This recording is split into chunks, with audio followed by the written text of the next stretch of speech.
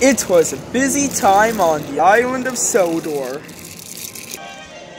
They enjoyed hauling goods and passengers all over the island. One day, George the Steamroller was in his evil ways to turn railways into roads. "Railways are no good," said George. "Turn them into roads! Turn them into roads!" George had to stop at traffic lights and waited for cars and lorries to drive by. "Come on, what a useless traffic light," said George. George kept on complaining. He hated railways so much. At the crossing, George stood behind Trevor. "Out of my way, Trevor!" yelled George crossly. Trevor was cross. "Wait your turn, George," said Trevor. "The light will turn green any second." Soon, Stepney went over the crossing, pulling a goods train.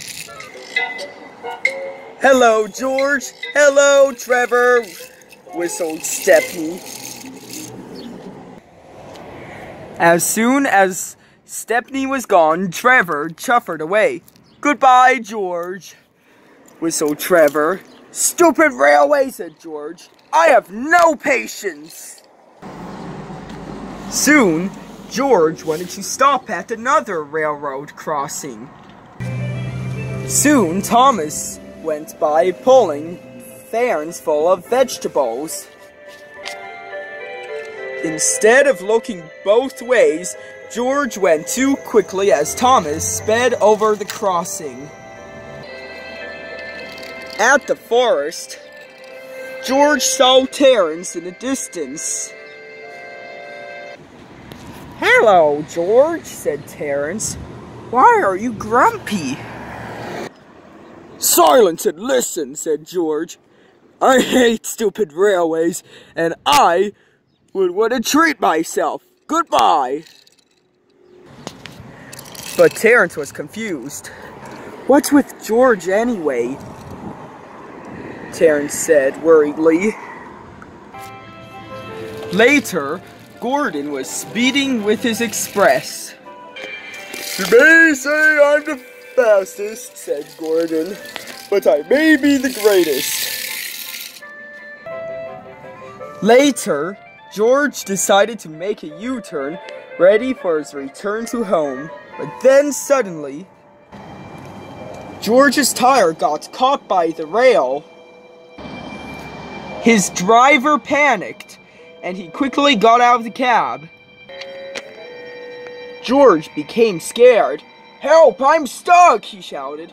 But then there was trouble. Gordon was still having fun on the express line till he got to the crossing.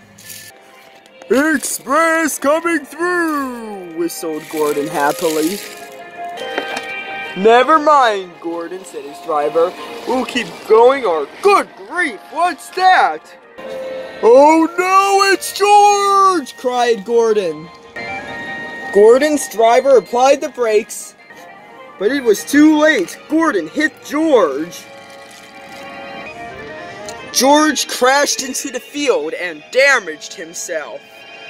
Luckily, no one was hurt. Gordon was upset because Sir Topham Hatt was going to be cross. But he wasn't. He was worried with Gordon. "Well, Gordon, it appears that you have an accident," said Sir Topham Hatt. "I'll have to send you to the works to be mended." Soon, Thomas and Percy arrived at the station. "It's George," said Percy. "What's happened to him?" But George the Steamroller was grounded for being rude to the engines. "I hope you can behave yourself," said Thomas. But George slightly agreed.